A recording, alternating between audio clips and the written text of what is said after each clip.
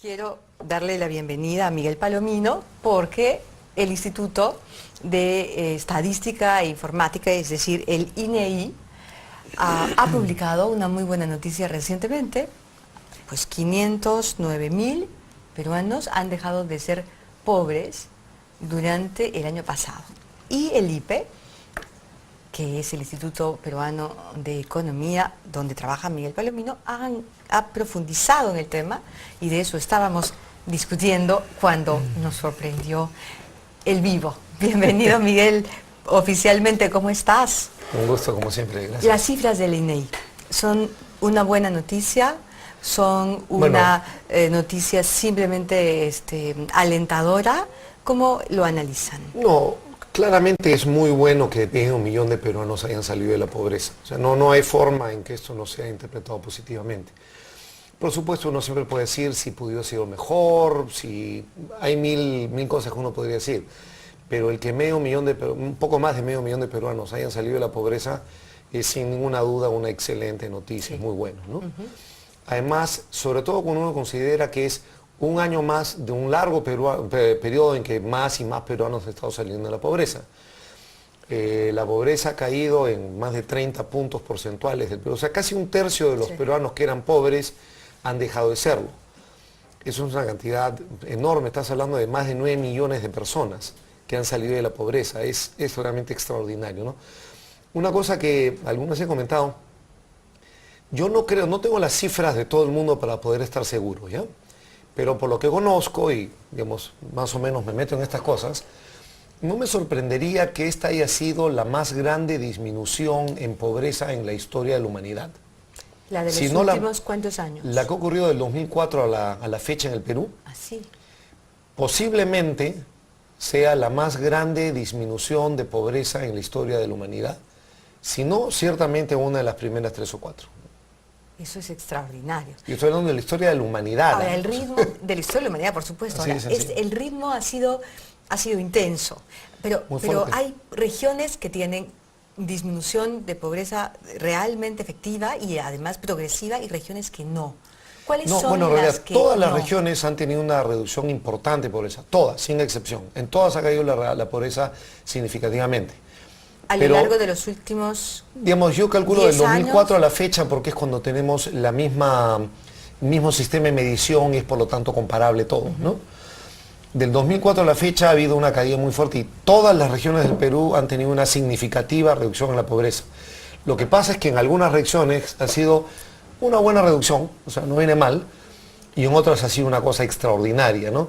Justamente lo que hablábamos, eso de mapas y etcétera, de lo que se podía poner para los televidentes. Para graficarlo, ¿no? Claro, hay regiones donde más de 40%, incluso algunos más de 50% de la población ha salido de la pobreza. Y regiones donde en el peor de los casos creo solamente como 17% salió de la pobreza. Ahora, una caída de 17 puntos de la pobreza es muy bueno. Claro que sí. Pero es mucho menos bueno que 40 o 50. Que 40 o 50, pero ¿qué hace la diferencia? ¿Qué hace la diferencia? Programas sociales, actividad, tipo de producción, inversión, ¿qué es lo que está haciendo la diferencia? Bueno, la diferencia creo que la puede ver la teleaudiencia cuando uno mira y le dio los nombres. ¿Cuáles son las regiones que más han caído en términos que mayor cantidad de gente ha salido de la pobreza? Moquegua, Ica, Cusco, Piura, San Martín, Arequipa, Tacna. ¿No? Son en general regiones a las que han crecido que han crecido muy fuertemente con el boom económico de los últimos años, ¿no? ¿Y qué actividades productivas se realizan en esas regiones? Bueno, eso es lo interesante, hay un poco de todo. Ica, como sabemos, es un tema de sector agropecuario y manufacturero. Mucha gente se olvida de manufacturero. El sector manufacturero ha crecido más en Ica que el agropecuario, pero ambos son importantes, ¿no? En Cusco también es mezclado. En Cusco ha sido hidrocarburos, ha sido minería y ha sido turismo, sin duda, ¿no? Además de otras actividades, dado el crecimiento que había ahí. En Moquegua ha sido fuertemente minería, pero también ha habido otros sectores. En Arequipa también ha sido una mezcla. La agricultura ha crecido mucho, pero también la minería ha crecido bastante y la industria también ha crecido. Entonces, lo que vemos es que ha habido un crecimiento bastante diversificado, ¿no? Lo que probablemente, uno de los motivos principales que explica por qué las regiones están creciendo más fuertemente que Lima, y que ha sido el caso largamente en los últimos años, es porque en las décadas anteriores, en las décadas de deterioro de la economía peruana, el centralismo del que todos nos quejamos se empeoró muchísimo. Porque en Lima tú puedes construir las industrias en Lima, tú puedes hacer plantas en Lima, o editoriales en Lima, o canales de televisión en Lima, o bancos en Lima.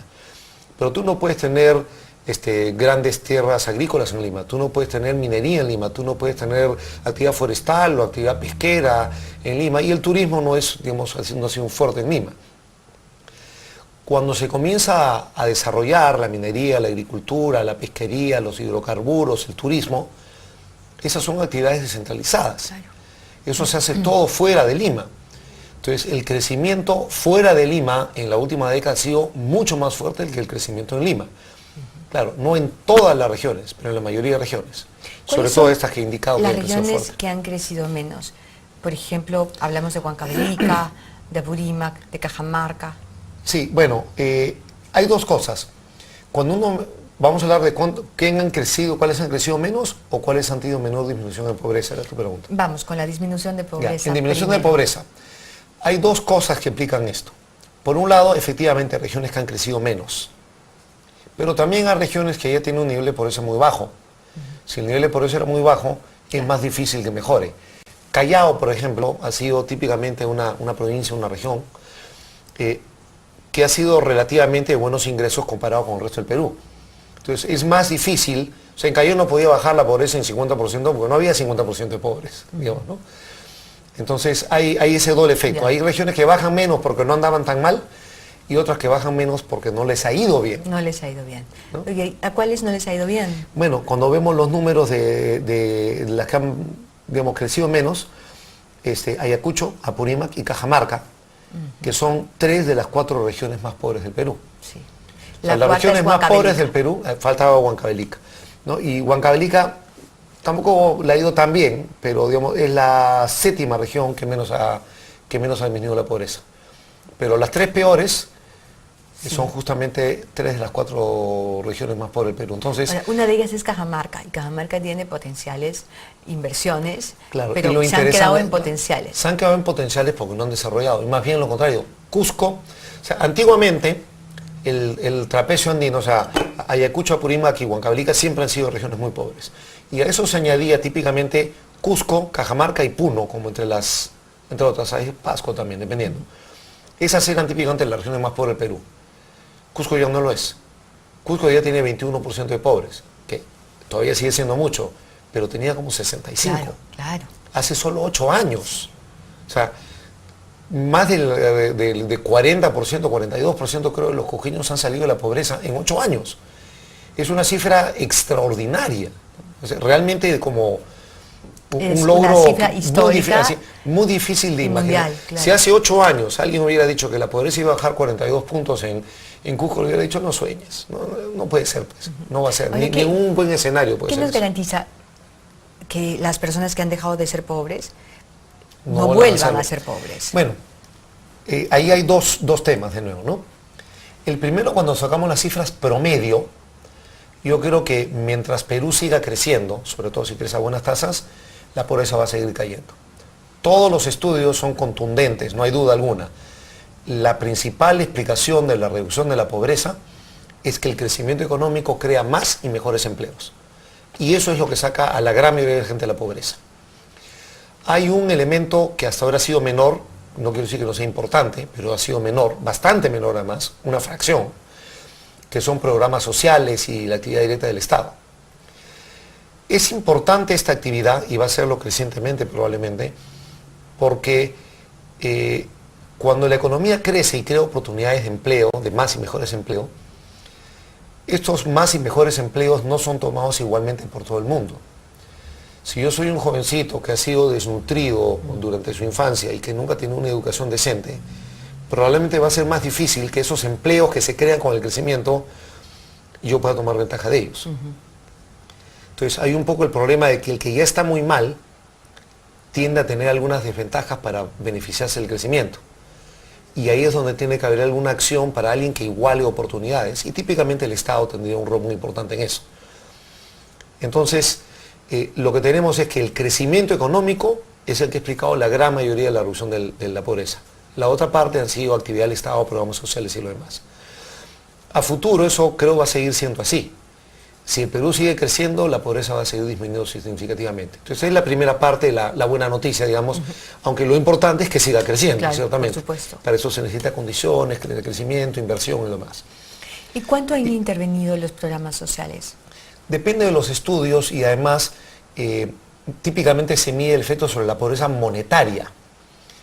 Y probablemente eso subestima un poquito el efecto del Estado. En los programas, los estudios que yo he visto, incluyendo algunos que han trabajado en el Banco Mundial, Jaime Saavedra, peruano, que tiene un puesto muy alto en el Banco Mundial, justamente en este tipo de trabajos, ex investigador de GRADE en el Perú, de un estudio donde indicaban que los programas sociales explicarían menos del 10% de la disminución. Pero, insisto, estos estudios, como miden la pobreza monetaria, el efecto sobre tu ingreso, si yo hago una buena carretera o pongo una posta médica y por tener una posta médica más cerca yo no tengo que viajar 2 días para llevar a mi hijo enfermo, eso no es plata que me entró a mí, entonces no se considera como pobreza, pero no tuve que viajar 2 días, pude trabajar, mi hijo no se enfermó tan mal. Entonces hay una serie de temas donde probablemente el efecto de los programas sociales sea algo mayores, pero es claro que la explicación más grande de la disminución de la pobreza es el crecimiento. Ahora, tú explicabas cómo hacemos para que uno no vuelva a entrar. Exacto, sí. El primer tema es, bueno, que sigamos Porque creciendo. Macroconsul recién han publicado un informe donde dicen que 3 de cada 10 regresan a la pobreza. Así es. Y eso es un trabajo que hizo el Banco Mundial hace un par de años, también iba en la misma dirección. Y es muy importante entender esto, ¿no? O sea, los números agregados, los promedios, hacen que la pobreza esté bajando muchísimo. Pero dentro de la población hay gente que está entrando y saliendo. Salen más de los que entran, pero hay bastante flujo. Entonces no es que simplemente los que eran pobres dejan de ser pobres, ¿no? Poco a poco van dejando de ser pobres. Muchos que eran pobres dejan de ser pobres y algunos que no lo han vuelven a hacerlo. Entonces la pregunta es ¿por qué en este contexto de crecimiento? Y la explicación no es tan complicada en la mayor parte de los casos. En el Perú, un porcentaje muy alto de los hogares dependen fundamentalmente de una persona. Hay una persona que es el que gana el pan principalmente para el hogar. Los otros pueden ayudar, etcétera, pero normalmente hay uno que es el sostén. Y además es típicamente su trabajo lo que origina estos ingresos, que son el sostén de la familia. ¿Qué pasa si esa persona se enferma, se muere, en el digamos, caso más triste, abandona la familia? Y este es el sostén. Esa pobreza pasa, esa familia pasa de ser de repente una familia en situación razonable, o sea, no es que sean acomodados, pero viven lejos de la pobreza y pueden quedarse en nada. Se pueden súbitamente tornar pobres.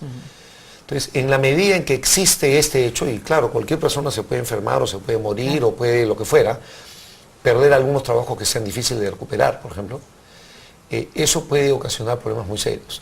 En algunas zonas, por ejemplo, altoandinas alejadas, mal clima, una helada inadecuada puede llevar a que toda una zona sea víctima de pobreza muy súbitamente. Entonces también hay esos factores, ¿no? Hay cosas que se pueden trabajar al respecto, justamente apuntar a que las poblaciones más vulnerables tengan algún tipo de red de seguridad. Pero esas cosas toman tiempo en organizarse, ¿no? ¿Y cómo garantizamos la diversificación de las actividades?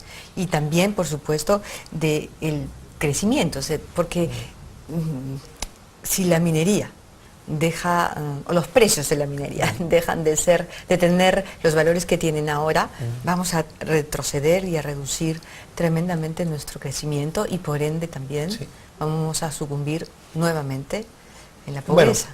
Bueno, la minería peruana en promedio y la gran mayoría de los proyectos de minería de los que se habla es una minería de relativo bajo costo. O sea, en relación a otros productores mundiales, en general las minas peruanas tienden a ser de bajo costo. Por lo tanto, son minas que en su mayoría podrían seguir operando con precios aún más bajos. O sea, llegaron a un pico altísimo, donde todo el mundo era súper rentable, digamos, casi, ¿no?